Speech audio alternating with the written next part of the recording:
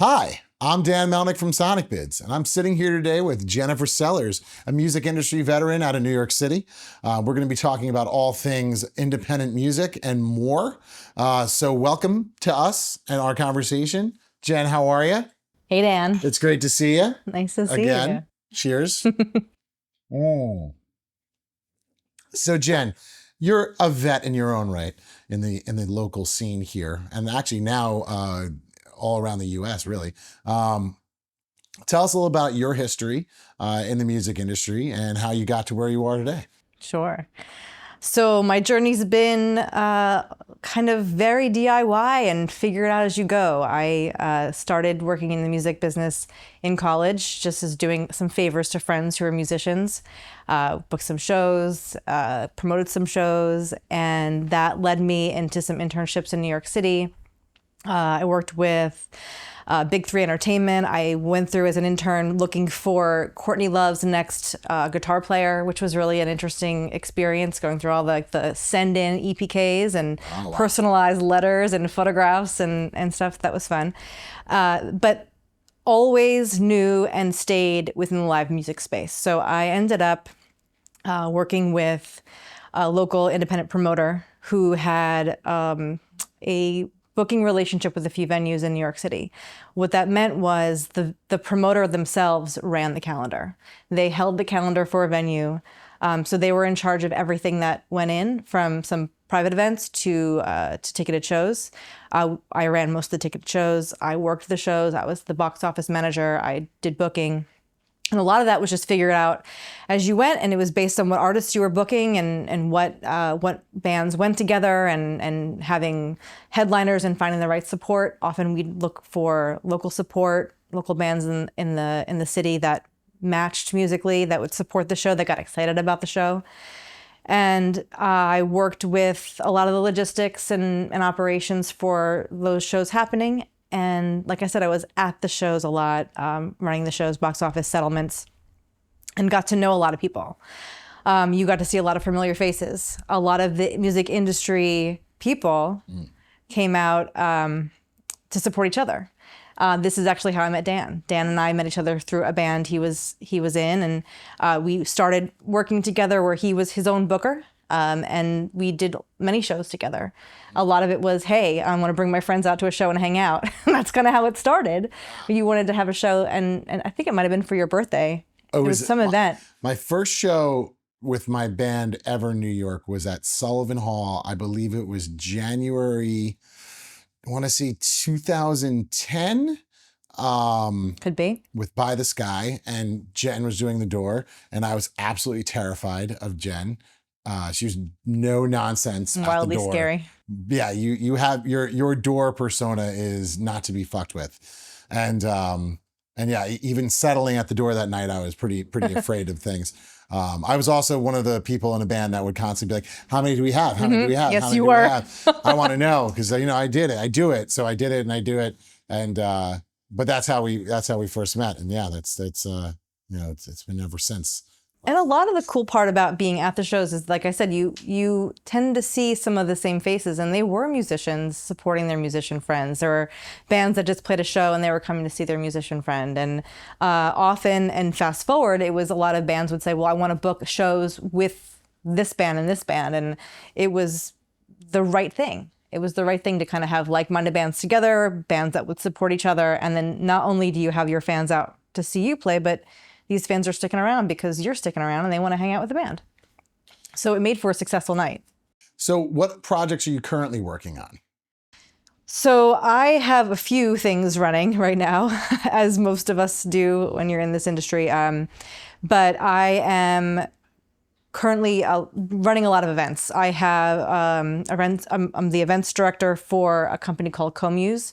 CoMuse is a creative professional network. Shout out LJ. Yeah, LJ Melberg started CoMuse. It's currently an online community that hosts networking events, all surrounding and supporting creative professionals. So from financial support to goal setting to life and wellness and relationships, and it's a space where you're going to be around like-minded professionals, and you can talk things through, and you can get some advice. And it's a support system that you and I definitely never grew up with. There was not a support system around us.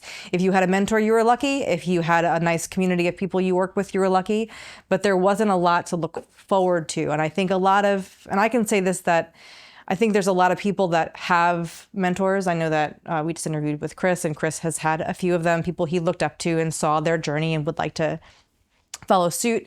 I didn't know any music promoters who were female. I didn't know many venue owners or people that worked shows as female. Most of them ran marketing, and they weren't at the shows, and they definitely weren't running the business. So I think I mean, very much had to figure things out as I went, and befriended very specific people.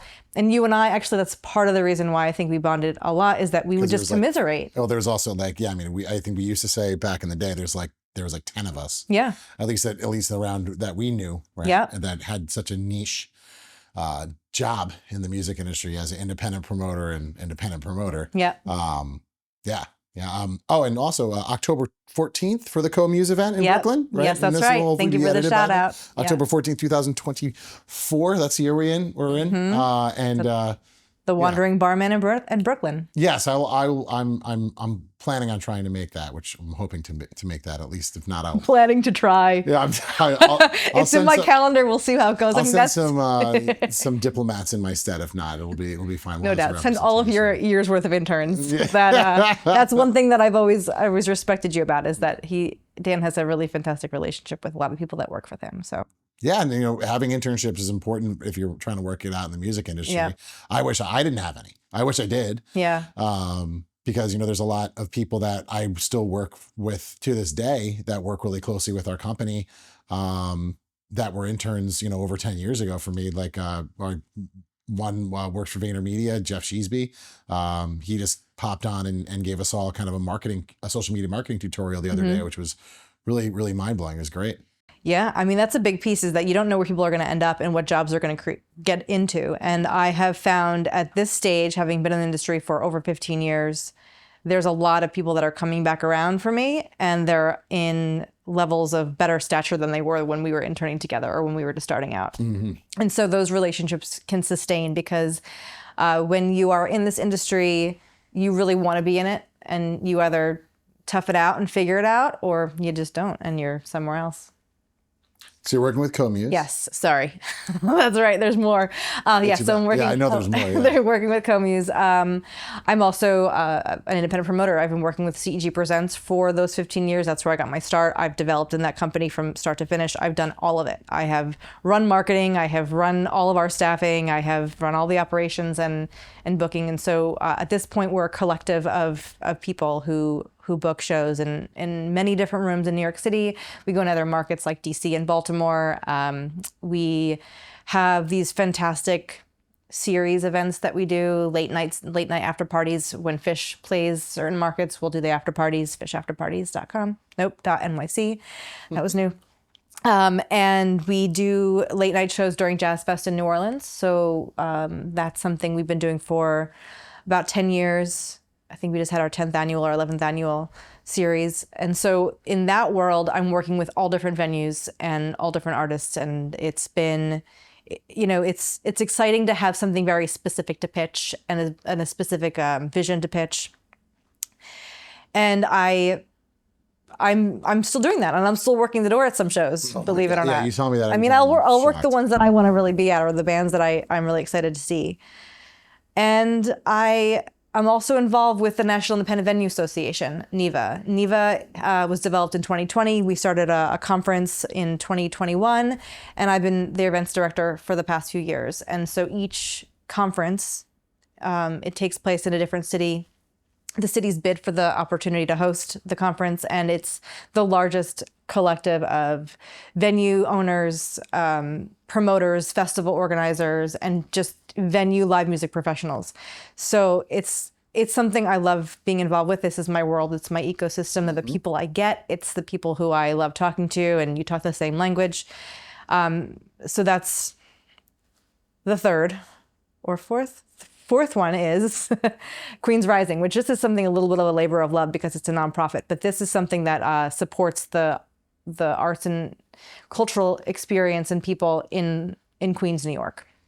And so right now for me, it's mostly marketing and operations, but all of it is organizing events and organizing people and overseeing the vision and making things happen and moving the needle. I mean, it's all just building, having a vision, building it, fixing it, shifting it, redoing it, and then moving on, moving Amazing. forward. Yeah. So lots and lots and lots, long journey, continuing to be a long journey. That's more fun. The jadedness just came out. No, I think it's not more even fun on that purpose. way. Yeah, no, of course. Labor. It's a labor of love. Labor of love. That's what it is. Way luckier to be working on things that we love. Yes, exactly. I mean, yeah, it's never been easy, but it's yeah, a lot of time and energy, and not so much of a payoff financially all the time. Sometimes they are. That's when you lean into that. But yeah. So with all of this experience, one of the best touch points that you have is obviously and specifically in the live music space. But even before we get into that, I'd love to talk about the work that you've been doing with CoMuse, because I've had you at some of the classes that I teach, and one of the best conversations that we ever had, and it reminded me that we should really talk about it, is mental health awareness in the live music space, or in just the music entrepreneurial space, the music industry space, but also in the music space, in the artist side as well. So can you touch upon some of the work and some of the findings that you guys are concentrating on for mental health? Sure. So when you think of mental health, you're in the music industry, you tend to immediately think of an artist's mental health, because an artist is touring and they are on all the time. Whenever they're performing, they're on. They're uplifting an audience, and they're singing their heart and soul, and it's a beautiful collaborative energy that's on stage that they need to bring up day after day, or night after night. And so a lot of artists have felt a great antithesis to the high is that great low. And there had been, and we've known this for years, that drug abuse is a big issue in the music industry, among artists, among industry professionals as a whole. And there's plenty of stories and kind of what's the word I want? Tragic tales about various artists who have died way early on, or have, sunk off the deep end, and we haven't seen them for decades. But there has been more support for artists, specifically touring artists, on a national level. There's an awareness, and there's a much more collective awareness of how we can treat our artists upon arrival and what they actually need. They don't need their bottle of whiskey as soon as they walk in. They really would like to sit down and chill after they load it in and have a space of quiet. Or maybe they just need a glass of water or a place to park. So, having that awareness that artists are very active and emotionally in a heightened space, I think is really important to note for being a host venue. And there are a lot more organizations that are available to connect with. Backline is one of them. Backline is a nonprofit that has supported touring artists. And the other side of it are just our music industry professionals that are actively on site, sound engineers, venue owners, nightlife people. Yes, thank you. You're working with extreme moods. You're working with people who are crowds coming in at a mass, drunk, very active, very all over the place, angry. You're having various types of personalities with artists, artist management, and agents and people that are at the venue from before the show's even happening. So we are learning at CoMuse that the best way to support the industry is through supporting the person. And you support the person by helping them, by giving them tools, by giving them access to like-minded individuals, to coaching, to being able to have a better way to talk to each other when you're doing business.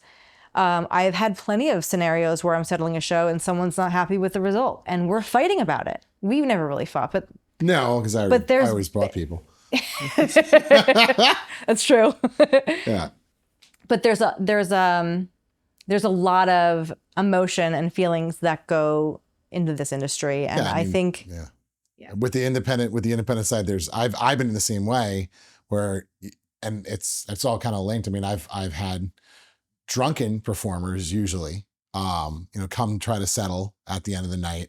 And, they're like, all right, so what did I make? And I'm like, well, you didn't bring anyone here. And they're like, there's 50 people here. And I'm like, yeah, but they're not here for you. They're here for the next act. And they're like, but there's 50 people. I'm like, yes, but none of them are here because of you, which is part of the understanding on the independent side too. And it's market to market. And this is a good kind of segue, I guess. Market to market. This changes the way that door deals are done in the independent scene. And personally, obviously not someone who's a champion for pay to play in any scenario. But at the same point, when you're dealing with independent venues, I think there's a misnomer, and even independent promoters, because even the artists who perform don't really understand the difference between the independent venue or the promoter and that relationship, which is fine. But understanding that when you are starting off and you're playing original music, now don't get me wrong, like cover bands and jazz or entertainment bonus kind of genres are a different beast whatsoever. Yeah. But with independent music, right, like you're playing a song that you wrote. You're trying to make a name for yourself. So when you're performing at these venues, the reason that you're performing at these venues isn't because they want to hear a song about your ex-girlfriend from college, is because that you're going to bring a fan base. I always say that, the Rolling Stones don't play MSG because the people who book MSG really love the Stones. Right. They book it because, the seats are going to be filled. And I think that's a reality that I think most artists need to understand, right? And then when you're going into a scenario, understand why you're going into this scenario. What's the value add that you're bringing to a venue, right? Like, you're not doing it to entertain an audience. And unfortunately, it's not the way it is really. Well, that's the one thing too, is to be clear, like when you're performing at a show, nobody's already in the venue. Exactly. There's very few venues that have built-in audiences at this point. And if they do, they're probably selling food, or they have bowling, or they have something else to subsidize what they're going to make by selling tickets. So, no, I think that's a really good point. Is when you're performing, whether you're touring or you're just playing your local town, it's important to realize why you're doing it. Yeah. And what is the purpose? What's the goal? Because ultimately, venues, any host space has very hard expenses one way or the other. And they're there, yes, to support the music. Most venue owners, I think, get started because they want to support the music. Yes. Because it really is a labor of love, back to that word again. But usually that's a part of it. But you need people to eat, to drink, and to pay tickets and to buy tickets. And that is the way in which money is made to then pay your security and your bartenders and your general managers to buy the hospitality that you're getting for free. Even if it's a drink ticket, someone's got to buy the booze. And so when you're setting up a show, it's really important to know why.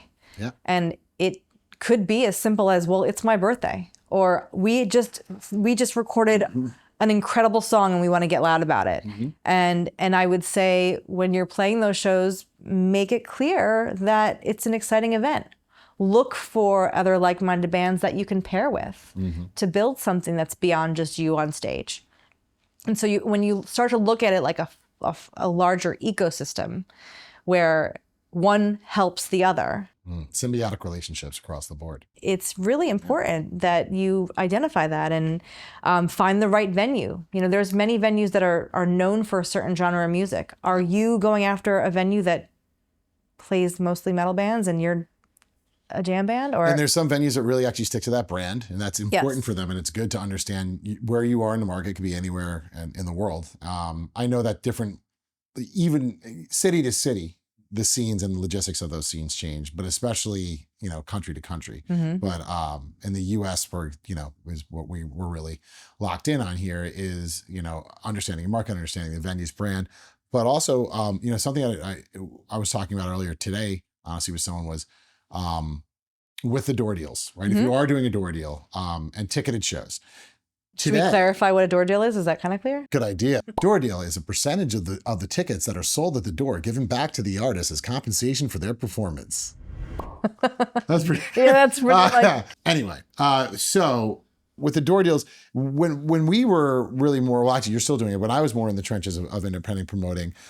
It was less than 10 years ago, and our ticket prices were 5 in advance, 10 at the door. That's just what we did across the board. It is insane that in less than 10 years, it is now 15, 20. Yeah. So we more than doubled on the average ticket price for an independent show. And what's interesting and sometimes probably lost in the general audience, and I hope that there are independent musicians watching this that want to learn more about these things and the ins and outs, is that like the way the structure is really done, like whether you're going through an outside promoter like one of us, or if you're going directly to a venue talent buyer, someone who books the shows at a given venue, that those, it's the villainization of the venue. Why are they not paying me? Where's my guarantee, right? And there's guarantees, right? Usually when you're doing guarantees, like we spoke about earlier, it's because you're performing as an entertainment add to the already built. That or you have proven history. You have proven history. Yeah, and at that point you start to become more than independent. You start graduating to that next level. But it's before that, the villainization of the promoter or the venue, it's important to keep in mind too. And it's something that's up for debate, and I would love to discuss it with anyone ever. Is the reason that sometimes the deals aren't always the best, or the payment isn't always the best, and even beyond the logistics of the hard costs of running the venue, the reason that there's these costs isn't because the venue owner wants to make more money. It's because the landlord of that venue is jacking up the rent. The profit margins are so wire thin. So the landlords are the bad guys. But yeah, I mean, it's part of it. It's part of it. It's a reason why a lot of venues closed, because the landlords jacked up the prices after. There were pandemic prices, and then it shifted to we want as much money as possible. Yeah, and we're in it. We're in a difficult economy right now. On the bright side, and this would be the second difficult economy I've been working in music through, and the first one, there's some commonalities, and it's great for an independent artist because, yeah, it's more difficult for the average fan to go and drop, $150, $200 average to see like any, legitimate touring act, right? In your given market. But, even 15 or 20 to go out and see an artist that you like, or even that you're friends with, or that you support. Yeah. It's still a great night, still a great time. And, a small percentage. Things have changed. I mean, you and I booked shows where it was like 5 bands a night, 1 band on the hour, and you just hope that a few of them, drew enough where like there was a good crowd in the room and enough of them stayed for like the next band after, and they liked it. That was like your opportunity to be in front of a new crowd and grow Yeah.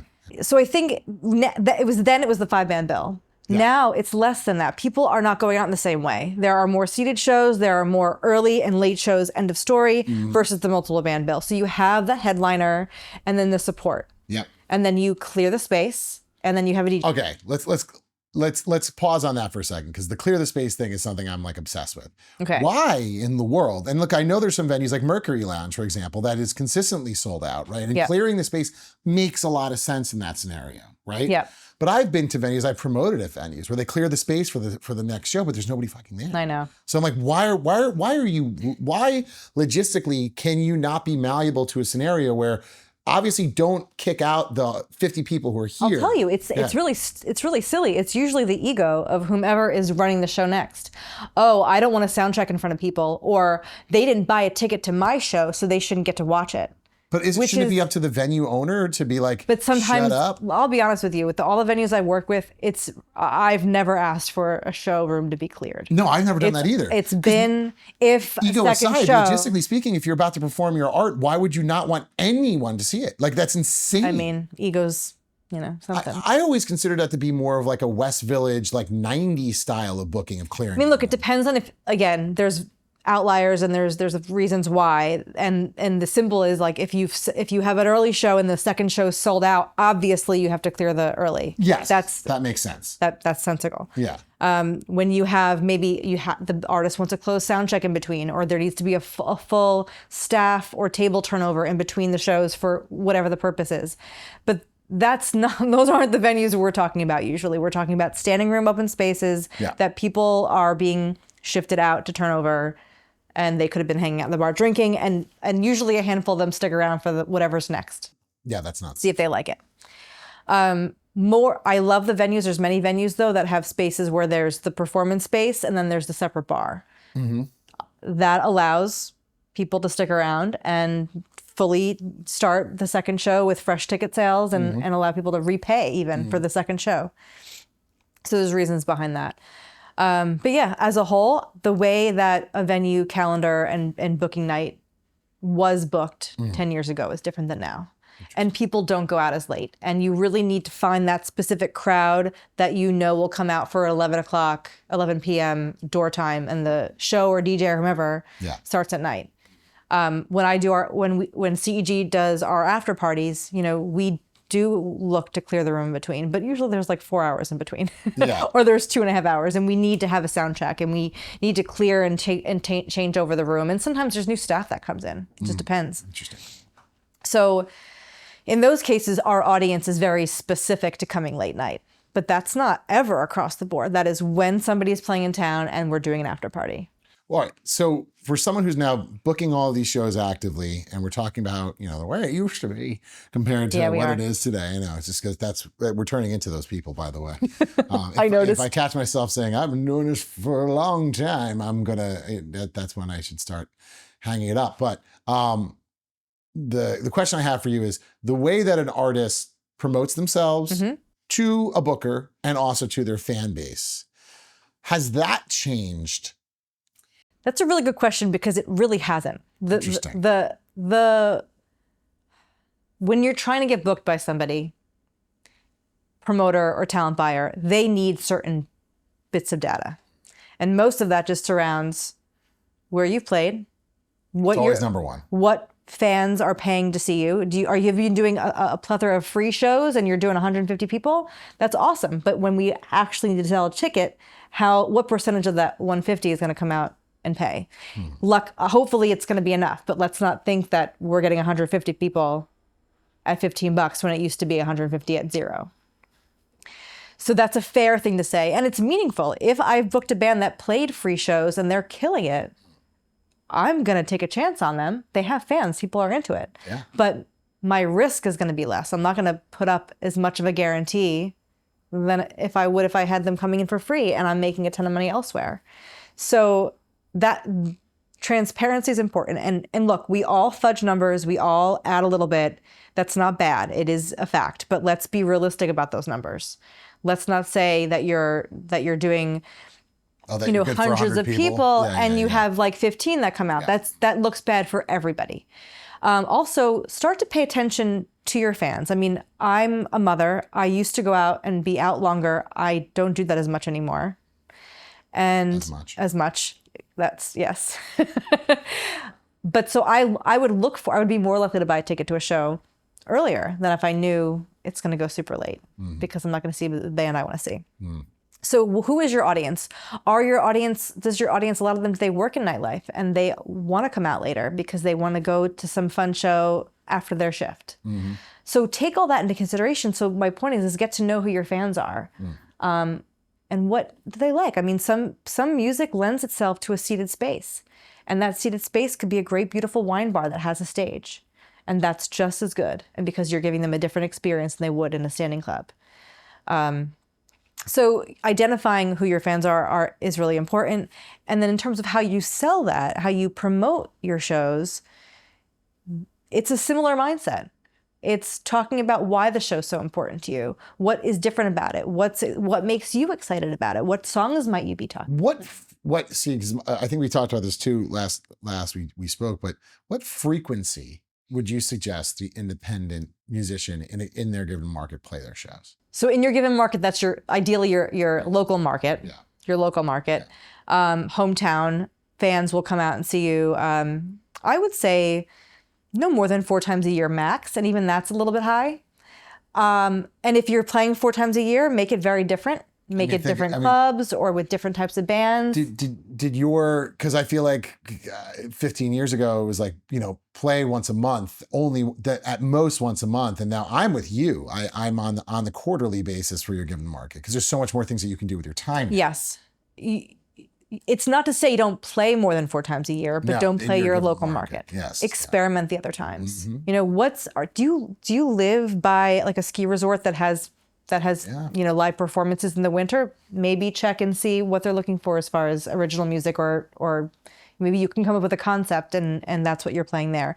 You can pitch different types of spaces to play outside of your 4 local markets or your 4 local shows per year. Yes. And remember, like, how far is someone really going to travel to see you? I mean, are you going to go over an hour? So you can play somewhere close, an hour away, 2 hours away, and reach a little bit of a different audience, and maybe have a few of your people come out from your local. You're not overburdening them because, I mean, let's just face it. There's different in this culture, in this society now.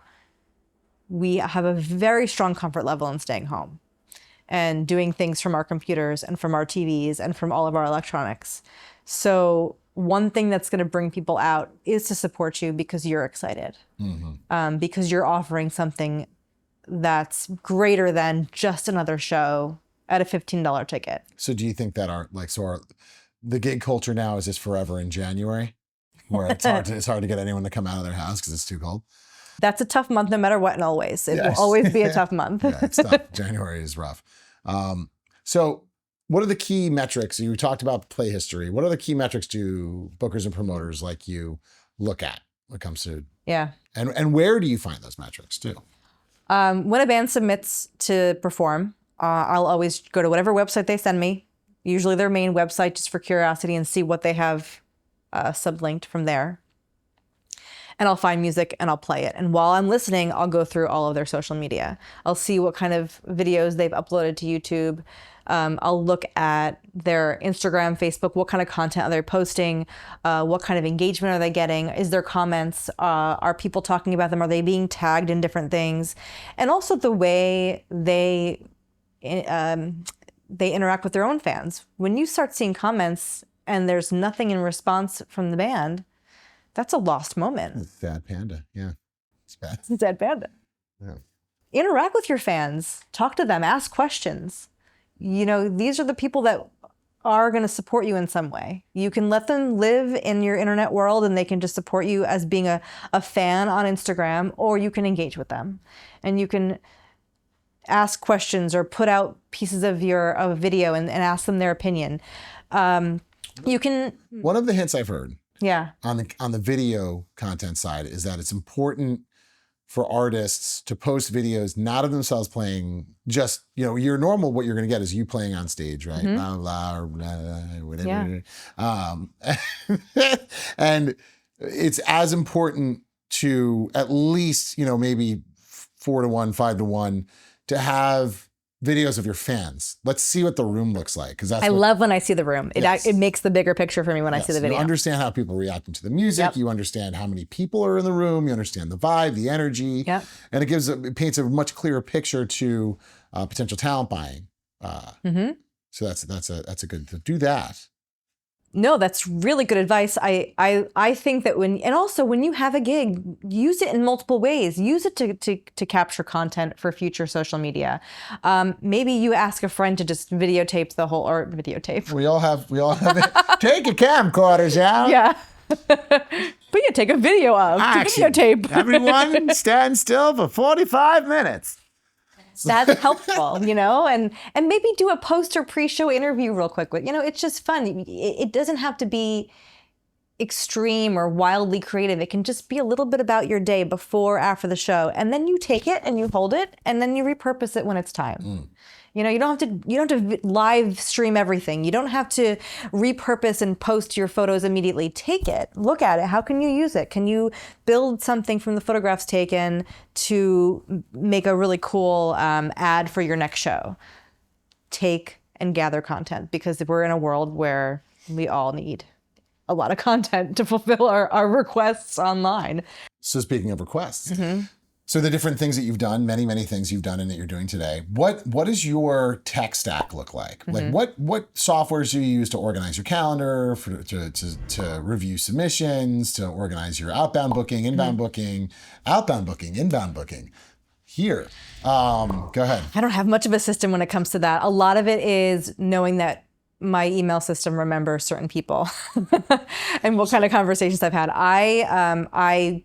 I organize my email. I use a lot of Google. Google Suite is pretty fantastic to me. I actively use Google Calendar for all of my bookings. It has all my notes. From there, it's within a Google spreadsheet with the results and the details of those shows and notes about those shows, because all of that is searchable. And often I'm looking for that one band, that one night, that one venue, and that it just gets pulled up that way. Lovely. But a calendar app is sort of we've used, CEG used one for a long time. I can't remember the name of it, but we used it for a purpose it wasn't created for. So, Oh, yes. but something in the calendar world is really helpful because you need both the ability to search specific nights of the week and then times. So to answer your question, Google Suite is a huge one. I have fallen in love with Canva because it gives me the power to create content that I didn't have to rely on somebody else to make. Try it today. I do love it. I'm not a graphic designer and it doesn't look fantastic, but it does serve my purpose. I mean, you can do better. You can do as good. You can do everything you need to. Canva. Yeah, and also I think it's important to really get to know what it can do. Learn your tools. Definitely learn your tools. Yes.